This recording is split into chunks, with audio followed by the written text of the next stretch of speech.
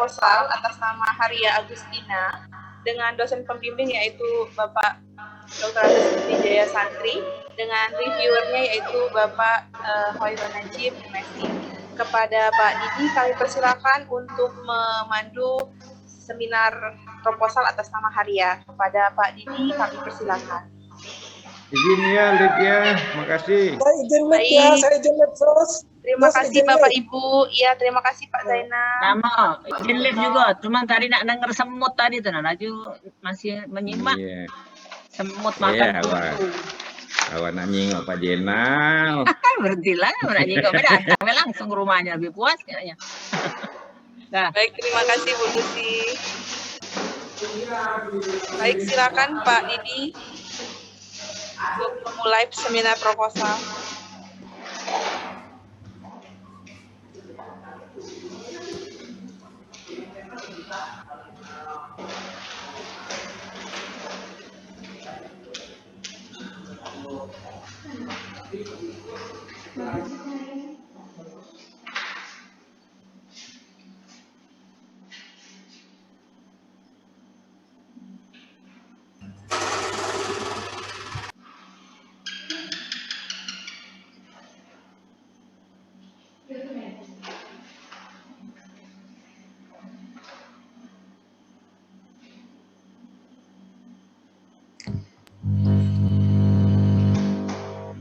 Silakan Pak Didi untuk memulai seminar proposalnya, Pak.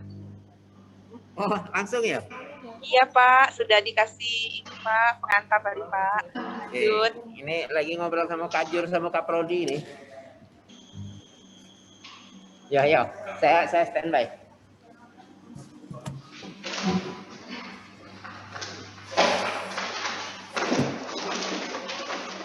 Langsung Bu Susi? Sudah langsung ya? Boleh dimulai ya? Bisa Pak, silakan dimulai Pak. Presentasi Haria Pak. Oke. Baik, Assalamualaikum warahmatullahi wabarakatuh. Selamat siang, salam sejahtera bagi kita semua. Pada sesi ini kita akan melanjutkan seminar proposal mahasiswa atas nama Haria Agustina. Dan terima kasih kepada reviewer Pak Najib yang sudah berkenan hadir. Haria sudah siap? Sudah Pak. Ya, silakan dicoba ditayangkan dulu judulnya. Silakan share screen. Baiklah, apa sudah muncul Pak?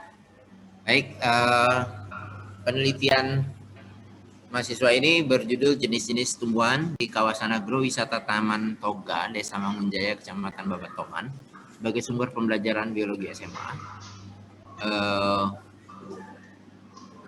Nanti saudara akan diminta untuk mempresentasikan maksimal 10 menit, kemudian akan diberikan masukan oleh rekan-rekan mahasiswa dan reviewer. Saya kira untuk meningkat waktu, kami persilahkan saja Saudara Haria Agustina untuk mempresentasikan proposalnya. Baiklah, sebelumnya saya ucapkan terima kasih kepada Bapak Dr. Andes Wijaya Santri MSI selaku dosen pembimbing dan yang terhormat Bapak Hoirul Najib selaku dosen reviewer. Sebelumnya perkenalkan, nama saya Haria Agustina dengan NIM 0609 118182 3007. Di sini saya akan mempresentasikan mengenai judul proposal yang akan saya teliti, yaitu dengan judul jenis-jenis tumbuhan di kawasan agrowisata Taman Toga, Desa Mangunjaya, Kecamatan Babatoman, sebagai sumber pembelajaran biologi SMA. Baik, langsung saja.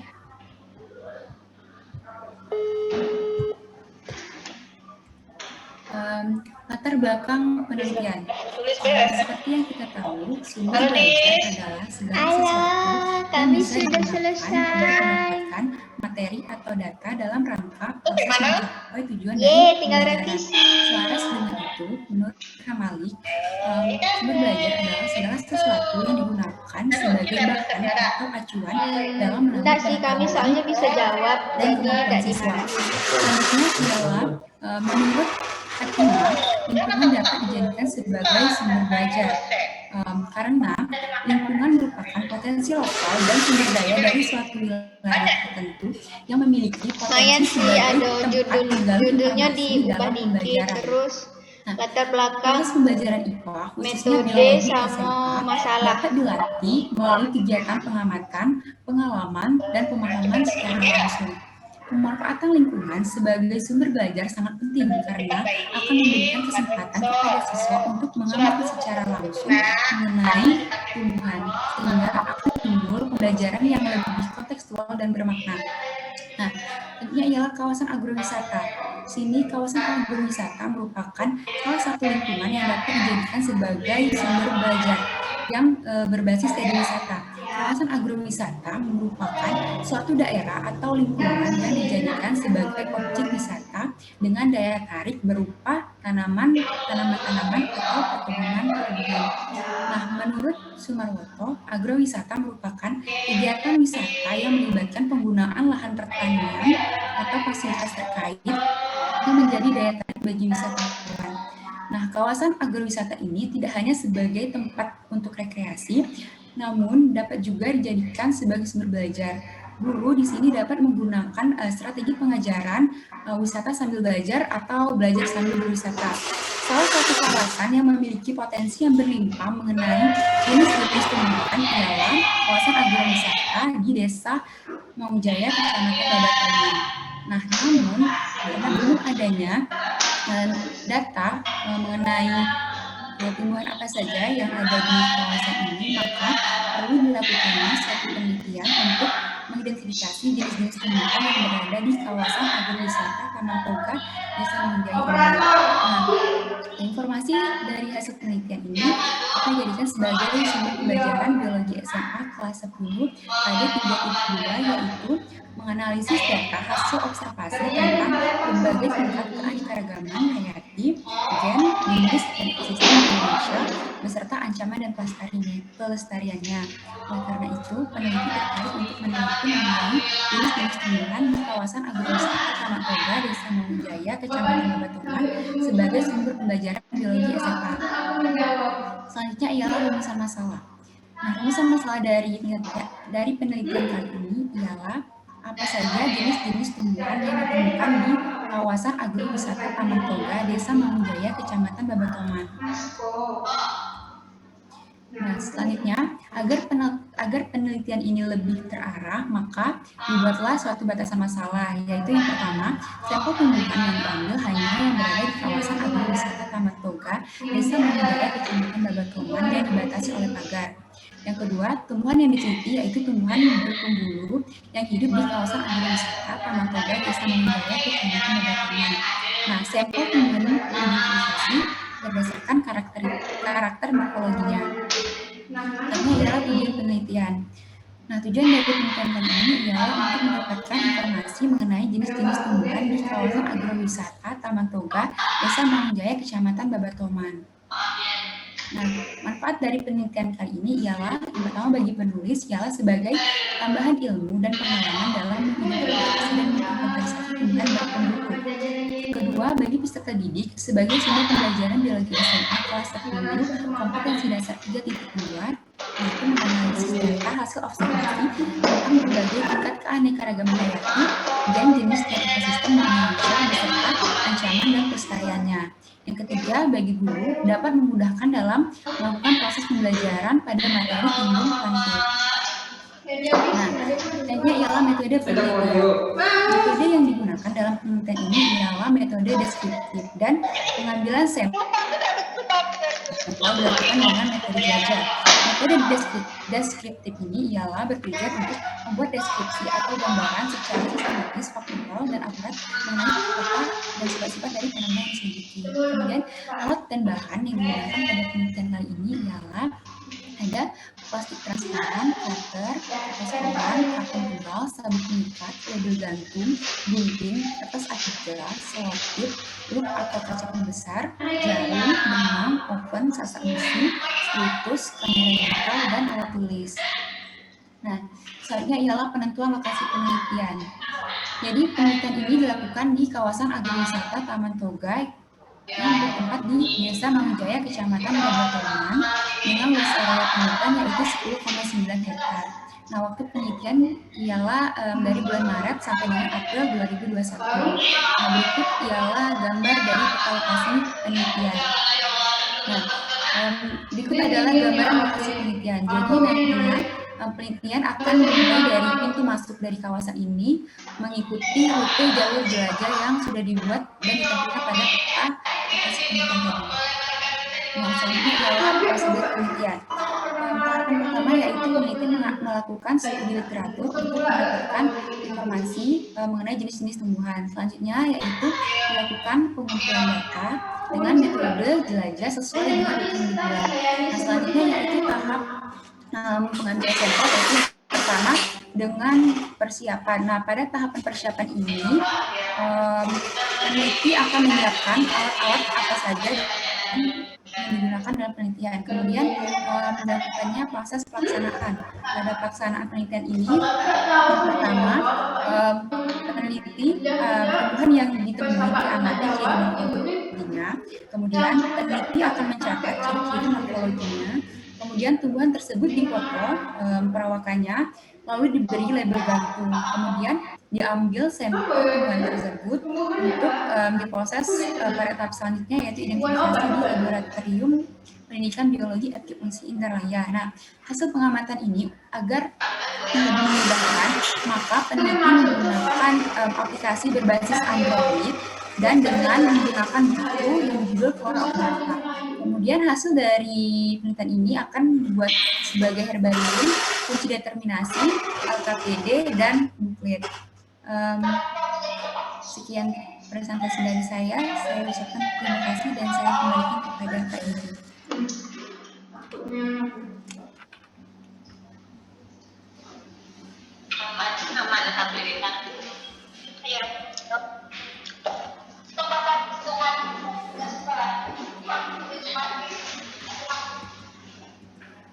Iya, agak aku gitu dengan bapak dengan saya gitu kan. Masih bisa aku terus masih bisa aku jawab itu, masih bisa jawab ya. Enggak usah. Gimana coba ini? Karena ini nggak ada meja aku sih. Baik, udah? Mati. Udah, Pak. Baik, terima kasih Arya Agustina. Silakan kalau ada pertanyaan diadukan ke awal dulu slide-nya.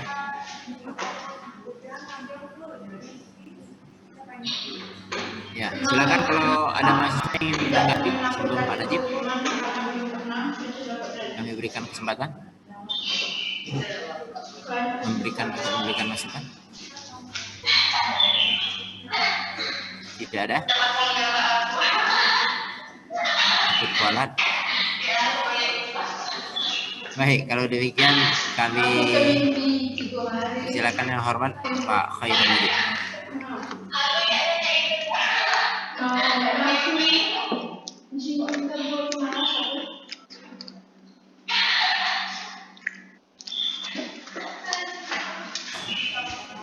Pak Najib. Mic-nya belum Pak Najib. Ya, sebelum saya mulai mohon izin Ibu Susi, saya diberi akses untuk share screen. Oh ya, kalau begitu yang Haria ditolong di ini dulu. Haria. Oke, baik. Baik, Saudara Haria, terima kasih Pak Didi, Saudara Haria. Saya senang Anda bisa sudah bisa proposal pada semester 6 ya, semester 6 ya. Ya. Mudah-mudahan IPK-nya bagus, bisa mendapatkan hasil yang baik pada saat wisuda nanti. Kita mulai dari ini ya, saya ingin mengetahui secara mendasar dulu Kira-kira jarang nggak agrowisata jadi. tanaman toga Desa Mangunjaya ini berapa luas? Mungkin jarang jadi. Jadi berdasarkan Agak kepo pemilihan sih dari yang sudah saya lakukan menggunakan aplikasi ARKIS, didapati luas areanya itu sebesar 10,9 Kenal pula hektar. dengan aku. 10,9 hektar sudah berfungsi sebagai semua dengan tanaman toga. Iya, dan Itu dibagi menjadi dua, Pak. Ada yang sebagian depan itu dia ditanami oleh tumbuhan obat itu, sedangkan di bagian belakang itu seperti perkebunan, Pak. Nah, artinya sekarang luas wilayah yang ditanami tanaman toga kira-kira berapa luas? Sekitaran 2 hektar, Pak. Tidak sampai barangkali. Benar, sudah 2 hektar. Kamu sudah masuk belum? Sudah pernah, Pak. Saya sudah melakukan prasurvei sebelumnya dan melakukan wawancara bersama pengawalnya, Pak. 2 hektar ya, 2 hektar ya. Iya, Pak. Ya, saya sudah masuk juga di situ. Sambil mudik di situ kan. Iya. Kalau sama-sama mudik, Sarah. Iya, Pak. Jadi begini, kita ambil kata kawasan, ya. Nah, barangkali kawasan ini biasanya mengacu kepada luasnya wilayah yang ya sangat luas begitu sehingga batas-batasnya itu tidak begitu jelas. Kalau agrowisata tanaman Desa Mangunjaya ini saya kira itu tadi hanya sebagian kira-kira 2 hektar. Jadi kalau 2 hektar itu jangan saya mengusulkan jangan sepertinya kurang tepat menggunakan kawasan. Langsung saja tembak di area apa namanya agrowisata Taman Toga itu. Dan agrowisata kan semuanya kan? Iya, betul, Pak. Agrowisata yang Taman Toga itu hanya yang 2 hektar itu. Yang mau dijadikan objek penelitian semua wilayah agrowisata atau Taman Toga? Semua wilayah agrowisata beserta Taman Toganya juga, Pak. Nah, berarti kalau begitu Taman Toganya dibuang saja begitu. Oh, baik, Pak. Kan? Iya. Agrowisata wilayah agrowisata Desa Mangunjaya kan begitu. Jadi tanaman toganya itu kan sudah include di dalam. Itu saran saya ya. Kalau memang luasnya tidak terlalu luas, pakai saja area saja begitu. Ya, area di dalam kan, sudah pasti di dalam kan ada batasnya itu. Di dalamnya itu. Ya, jadi jangan menggunakan kata kawasan. Kawasan itu terlalu luas gitu. Gambarannya luas sekali gitu. Atau sesuatu batasannya itu tidak jelas. Kalau ini kan jelas. Agrowisata ini kan jelas batas-batasnya itu kan dibatasi. Ya dah. Sampai ke pinggir. Iya, kan karena sekarang sudah diperbarui sehingga ada pagar-pagar, Pak, yang membatasi area ini. Jelas sekali begitu. Jelas. Tidak perlu menggunakan kata kawasan gitu. Langsung saja area begitu kan. Iya, Pak. Nanti diceritakan areanya berapa luas gitu. Agrowisata saja, jadi Taman Toganya dibuang saja. Jadi agrowisata Desa Mangunjaya dan seterusnya gitu ya. Baik, Pak. Judul. Karena judulnya berubah, maka pada bagian lain barangkali akan terjadi perubahan juga gitu ya. Apa? Anda boleh lihat ininya, saya ada beberapa catatan yang saya buat.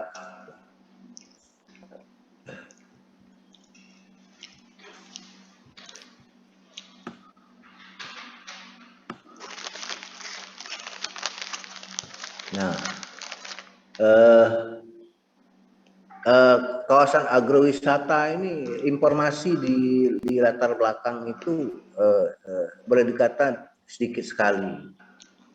Ya, coba menurut saya perlu didetailkan agrowisata. Dimulai dengan agrowisata itu apa, lalu mengerucut sampai ke agrowisata yang ada di Mangunjaya itu.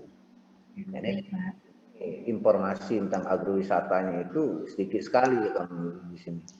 Ya, sehingga ada gambaran objek penelitian kamu itu apa. Coba lebih detail sampai ke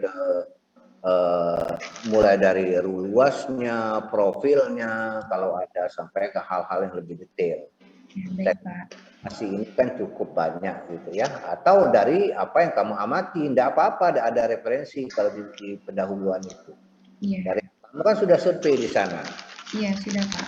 Nah, terdiri beberapa bagian, sebagian ini, bagian itu, dan seterusnya dan seterusnya. Jadi ini informasinya sangat apa namanya, sangat minim begitu di ini. Padahal inilah fokusnya dari penelitian saudara itu.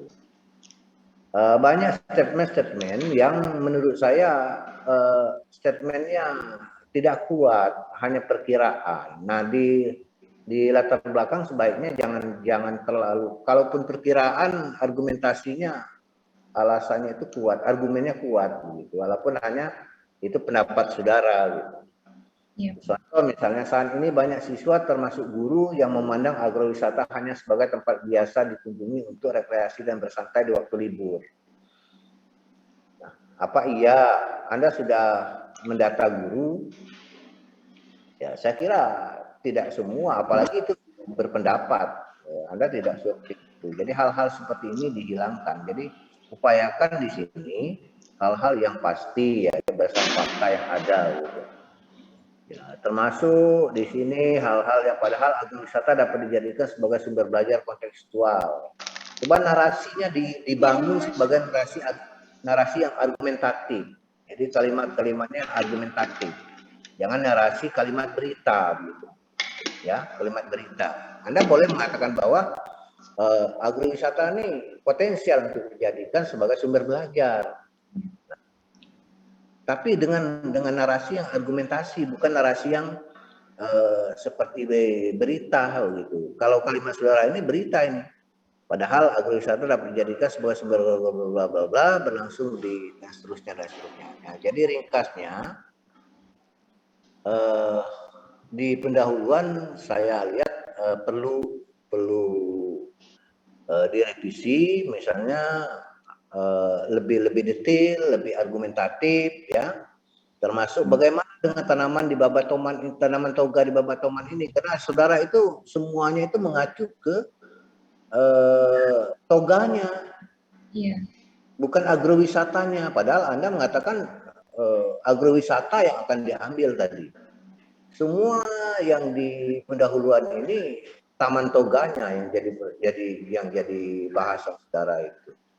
Padahal kata saudara tadi, saya tidak mengambil taman toga saja yang 2 hektar itu, tapi semuanya. Maka ini harus dirombak sepertinya gitu ya. Ya, lebih luas agrowisatanya itu yang penting. Itu yang pertama. Kemudian penelitian mengenai jenis-jenis tumbuhan sebagai sumber belajar sebelumnya.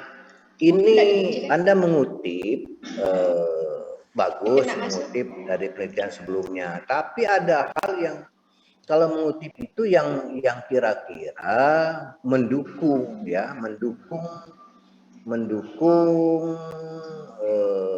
penelitian saudara begitu. Kalau yang terlalu jauh tidak mendukung. Misalnya ada penelitian di gunung ini, penelitian ada di kebun PTPN. Itu terlalu jauh. Coba cari di yang mirip-mirip paling tidak ya, atau di agrowisata yang lain misalnya ya, atau penelitian di agrowisata. Kalau tidak ada yang mirip dengan agrowisata apa misalnya ya, ini penelitian kutipan ini hanya ada tapi tidak mendukung bagi argumen saudara pentingnya meneliti ini begitu ya. Penting, bermanfaat penelitian ini dan seterusnya. Itu. Jadi apalagi dari hasil-hasil penelitiannya tidak jelas juga begitu. Tidak ada, hanya cerita misalnya pada penelitian spermatozoa di kawasan perkebunan PTPN Pagar Alam. PTPN Pagar Alam. Saudara tahu PTPN Pagar Alam itu berapa luas begitu ya, dengan hanya mengatakan bisa jadi sumber belajar, bisa jadi sumber belajar. Coba yang lebih detail misalnya.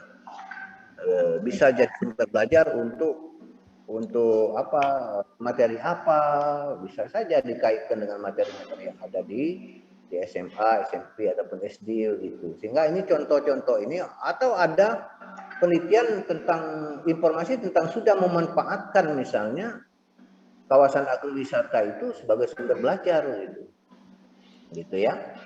Nah, sehingga menurut saya ini kutipan-kutipan yang tidak mendukung ya. Jadi cari yang lebih baik, misalnya lebih mendukung lah gitu ya. Dan selanjutnya kita lanjut ke hasil yang dapat dijadikan sebagai salah sumber belajar. Nah, kelas kompetensi dasar 3.2. Saudara ini kan mau mencari ya, dari judul sudah kelihatan itu, mencari sumber belajar, beda ya. Itu ingin kalau sederhananya di agrowisata itu apa yang dapat dijadikan sumber belajar. Sumber belajar apa? Berbasis lingkungan. Berbasis eduwisata, Pak. Berbasis apa? Eduwisata, Pak. Eduwisata. Nah, sekarang sudah berubah lagi nih. Saya sudah tahu di uraian saudara berikutnya itu berbasis lingkungan ya. Wisata, ya. Nah, saudara itu kok menentukan harus kompetensi dasar 3.2.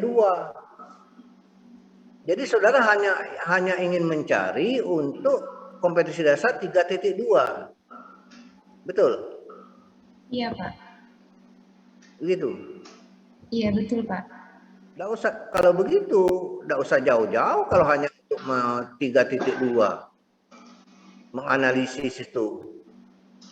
Ngapo harus capek-capek menganalisis sekian 10 hektaran itu, mencari hanya untuk 3.2. Ya, iya, Pak. Kalau saya justru nanti bicara kadinya nanti. Saudara identifikasi dulu, cari dulu ada tanaman apa di sana, ada karakter apa di sana, nanti dicocokkan baru dicari kadinya. Baik, Pak. Jadi basisnya adalah data saudara itu. Kan ingin menjadikan tanaman wilayah itu sebagai sumber belajar di lingkungan. Jadi kalau Anda sudah tentukan dari awal, ya terlalu kecil menurut saya. Ya. Jadi nanti setelah teridentifikasi semua, saya lihat dari rumusan masalah saudara itu mengatakan bahwa tanaman apa saja yang ada di wilayah itu, kan gitu. Ya, betul, Pak. Pembatas pada spermatopita. Oke, pembatas spermatopita banyak ya. Iya, Pak. Ada.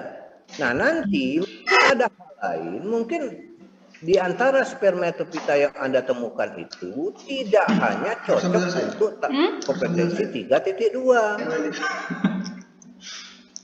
Mungkin ada yang cocok untuk 3.3, 3.4, 3.5, 3.6 begitu. Sehingga azas manfaat penelitian saudara ini menjadi lebih besar gitu. Ya, lebih banyak manfaatnya. Oh, ternyata misalnya dapat gambaran umum dari wilayah agrowisata Mabatoman ini bisa jadi sumber belajar untuk KD A, KD B, KD C, KD D, KD E begitu lebih banyak. Jadi jangan ditentukan dulu KD-nya. Baik, Pak. Ya, itu menurut saya lebih bermanfaat begitu. Nah, bahwa saudara ingin menyumbangkan dalam bentuk buklet dan LKPD. Ya, Agak-agak. Ini silakan saja, buklet LKPD tidak apa-apa begitu. Mau buklet LKPD tidak masalah menurut saya. Tapi itu kalau membatasi KD-nya, menurut saya tidak tepat begitu ya.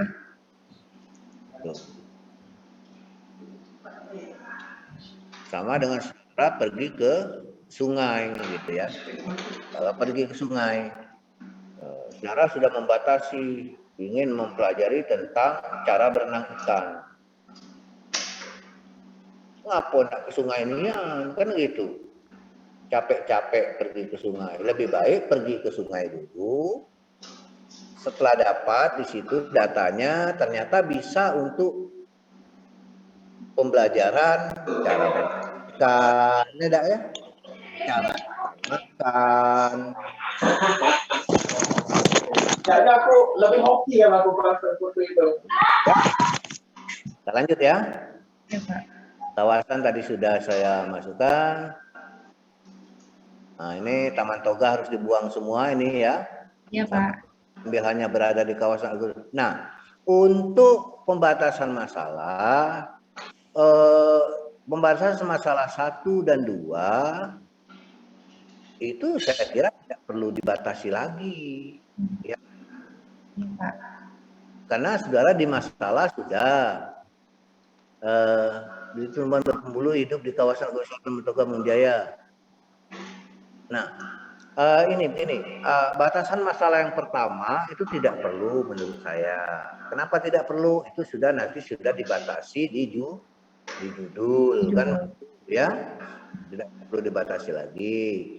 Kemudian di nomor 2 itu jangan langsung menurut saya, perlu narasi sedikit ngapain atau kenapa harus dibatasi pada tumbuhan berpembulu. Nah, ini rancu juga di masalah di mana di atas tadi mengatakan tanaman spermatopita, di sini tanaman berpembulu. Yang mana yang Anda pakai ini? Apakah semua tanaman berpembulu itu spermatopita? Iya, Pak. Iya. Iya. Tanaman berpembulu semuanya spermatopita. Iya, Pak. Yakin? Yakin, Pak. Ada enggak yang tidak spermatopita? Ibu, tidak ada, Pak, karena pembulu itu kan pembagiannya berdasarkan jaringan vaskulernya, Pak. Sedangkan tumbuhan itu dibagi menjadi 2, ada yang tumbuhan yang tidak berpembulu dan ada yang berpembulu. Nah, yang di tumbuhan berpembulu ini dibagi lagi menjadi 2 berdasarkan bijinya, ada yang berbiji terbuka dan ada yang berbiji tertutup. Nah, sementara spermatopita itu merupakan berbiji tertutup, artinya dia termasuk ke tumbuhan berpembulu, Pak. Berbiji tertutup ya, spermatopita ya. Kalau yang berbiji terbuka tidak? Juga diidentifikasi, Pak. Iya. Bukan.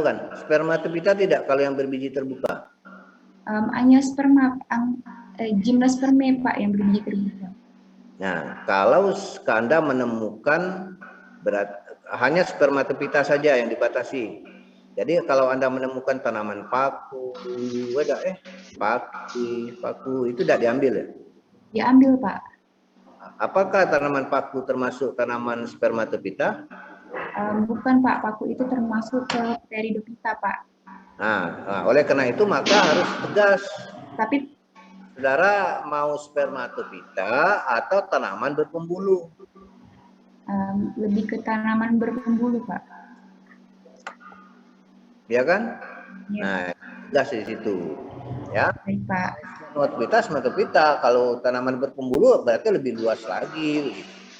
Nah, di beberapa tempat mengatakan spermatopita, di sini tanaman berpembulu dan lain sebagainya.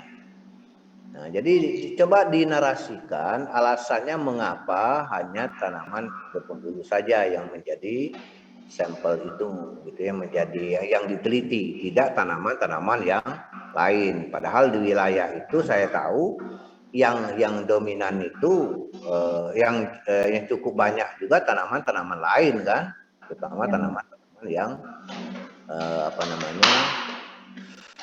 tidak berpembulu juga banyak. Gitu. Berikutnya, saya cenderung manfaat penelitian yang pertama itu agak kurang sependapat. Kata-kata ini menurut saya tidak perlu dicantumkan, ya. Ini karena ini biasanya dulu pada penelitian PTK biasanya. PTK ini dicantumkan, tapi pada penelitian yang seperti ini yang biasa itu tidak lagi dicantumkan bagi penulis.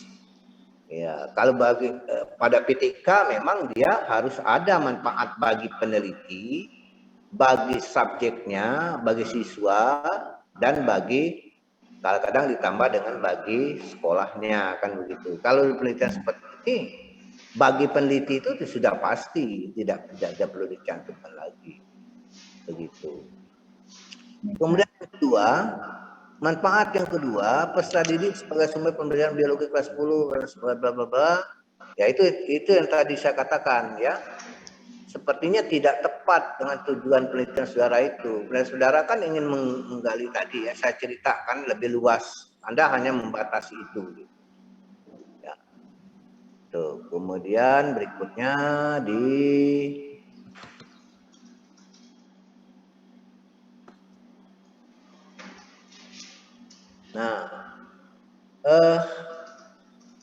keadaan geografi Desa Mangunjaya. Apakah wilayah ini, Desa Mangunjayanya yang penting, atau justru taman itu, agrowisatanya yang penting? Kan ini untuk mendukung, menganalisis, menjawab masalah gitu. Apakah penting mengemukakan tentang keadaan geografis Desa Mangunjaya? Ya, menurut saudara? Cukup penting, Pak, mengingat karena dia ini terletak di Desa Mangunjaya, artinya kawasan ini merupakan bagian dari desa ini, sehingga untuk menempuh jarak ke kawasan ini perlu tahu dulu desanya itu, Pak. Menurut saya. Oke, cuman untuk kalau wong nak pergi ke situ beda ya. Iya. Tinjauan pustaka ini kan biasanya satu pendukung untuk membahas, menjawab masalah. Gitu. Sedangkan cerita kawasan agrowisatanya sendiri sedikit sekali. Tidak ada. Bahkan tidak ada di tinjauan pustaka. Ya, kalau saya itu Desa Mangunjaya ini informasinya sedikit saja, ya. Tapi yang lebih penting dikemukakan itu adalah keadaan geografis dari kawasan agrowisatanya itu yang penting. Kan? Ini seolah-olah ini Mangunjayanya yang penting, gitu kan? Iya, Kak. Oke, kita lanjut sedikit lagi, cuma sedikit kok, udah banyak.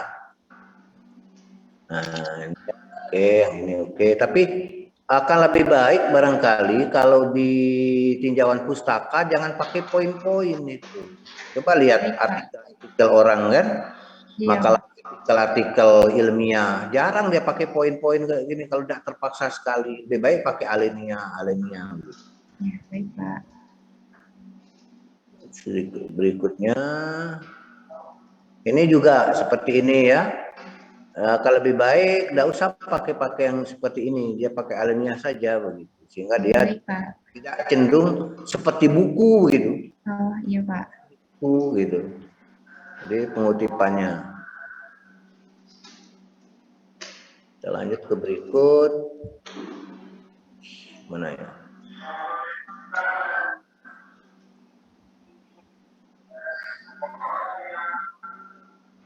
Nah, sini metode penelitian.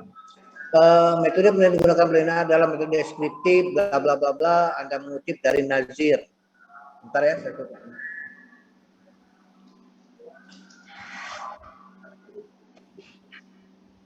Anda mengutip dari Nazir. Ya, kata Nazir begini. Yang Anda akan lakukan apa? Yang akan saya lakukan, jadi dengan setelah sampelnya diambil itu nanti datanya itu dianalisis secara deskriptif, Pak. Artinya tumbuhan itu nanti akan dideskripsikan. Baik. Sekarang kan ini kata Nazir. Anda ceritakan apa yang Anda lakukan. Ya kan? Begitu. Ya, mengikuti apa yang dikatakan Nazir itu. Bukan, ini kan Nazir saja itu ceritanya.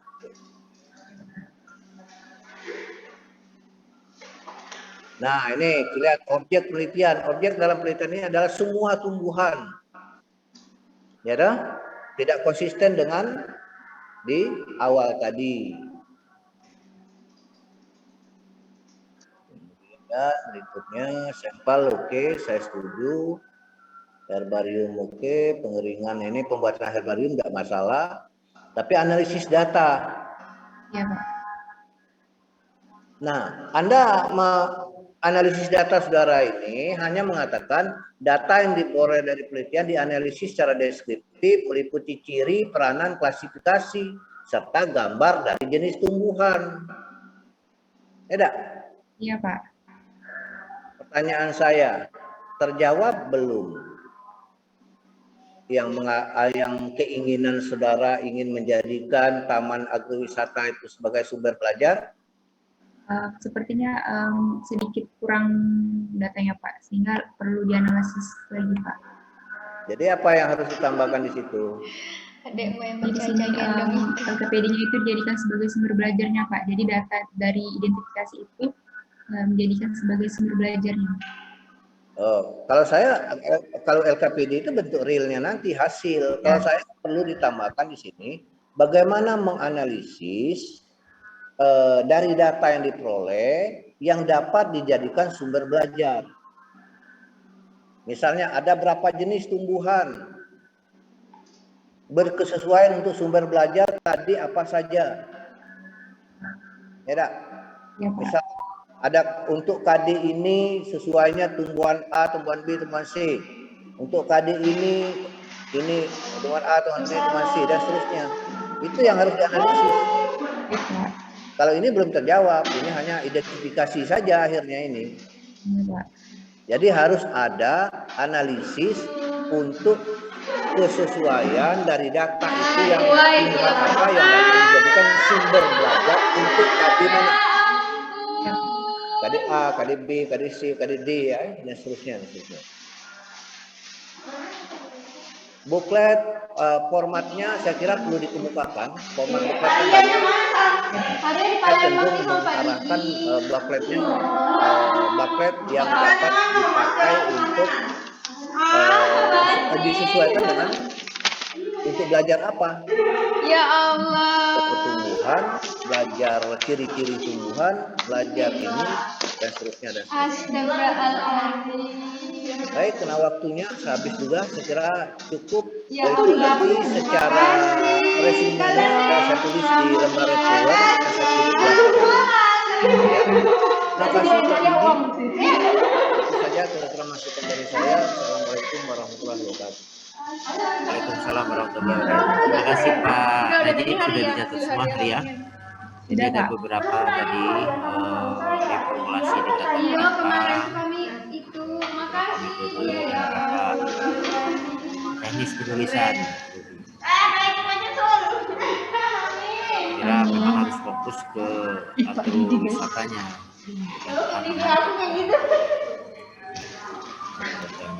Aku gantiin salah saya. Kameranya mati nggak sih? Buka aja. Belajar kapan di situ pasti. Kayak mana tadi Sah? Aman. Aman, cuman aku deg-degan. Saya kira demikian saja. Terima kasih Pak Najib atas saran-sarannya. Belakangan ditulis. Ya, kalau memang bisa Pak yang hasil anunya reviewnya dikirimkan ke Ya, tapi belum ditulis, jadi belakangan deh. ya ya. Apa tuh Pak Zainal? Terima kasih Pak Najib. Tugasnya salah-salah gitu. Iya, dikasih. Pasti itu. Terima kasih Agak ada ubah Pak sedikit tapi tidak Khairul terlalu Najib lama. dan Pak Tapi ini kan reviewer kan cuman, tapi tergantung presentasinya. dosen pembimbing, jadi tergantung. Baiklah, demikian presentasi dari saya. Terima kasih Oke, atas Pak Ri, perhatiannya. ikuti sarannya Pak Saya Zainal ucapkan sih, terima karena kasih kepada Bapak Dr. Randes Cuma Bapak nih pahamnya. selaku dosen reviewer dan kepada Bapak Dr. Randes Intinya Widya tuh jawab. Santri, Intinya MSc jawab selaku kesalahan. dosen Aku tadi juga pembimbing. jawab terus. Mohon maaf jika ada kesalahan. Wassalamualaikum warahmatullahi wabarakatuh. Ayo main. Baik, selesai terima hari ya, kasih weh. Bapak Ibu, dosen dan mahasiswa. Selanjutnya kita akan melanjutkan kembali seminar proposal selanjutnya atas nama Cynthia dengan dosen pembimbing yaitu Bapak Widya Santri. Cynthia juga sempro.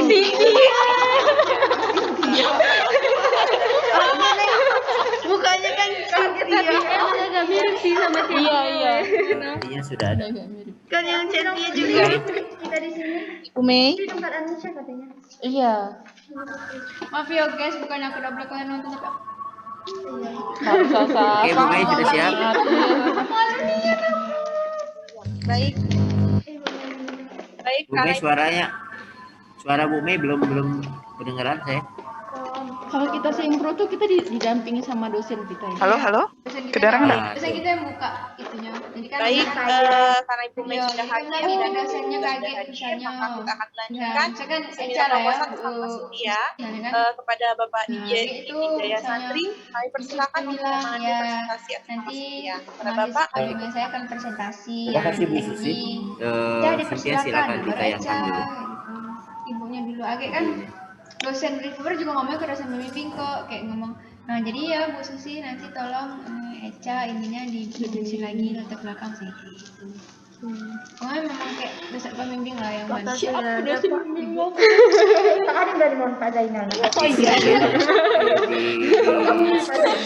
Bu Lucy juga kok dosen. Iya kan.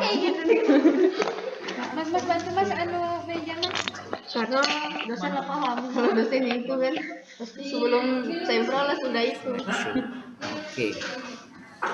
Baik, terima kasih. Aku ubah Ibu sekalian, kita lanjutkan siap.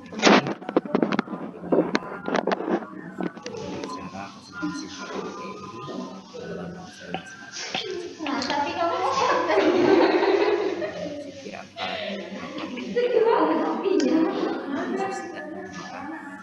perayaan Sungai Jasam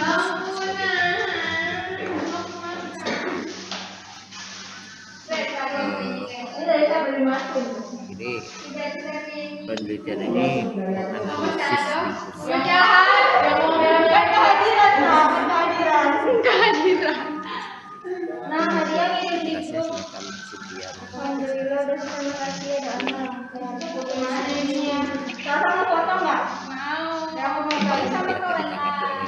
Iya, ayo. Fotoin Mas. Kalau ada mahasiswa yang menanggapi juga pada waktu Enggak pernah ya. Oke, Cynthia sudah siap. Cynthia. Oke, silakan. Sudah siap, Pak. Assalamualaikum warahmatullahi wabarakatuh. Yang terhormat, pembimbing saya Bapak Dr. Andes Didi Jaya Santri MSI. Yang terhormat ibu saya, Ibu Dr. Melinda MPD. Baiklah, saya akan memaparkan proposal saya.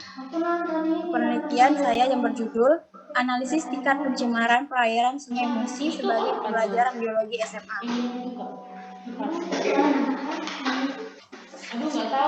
Biologi merupakan ilmu yang dimanfaatkan oleh siswa agar memiliki kemampuan dan keterampilan sehingga dapat bersikap dan bertindak secara ilmiah dalam suatu permasalahan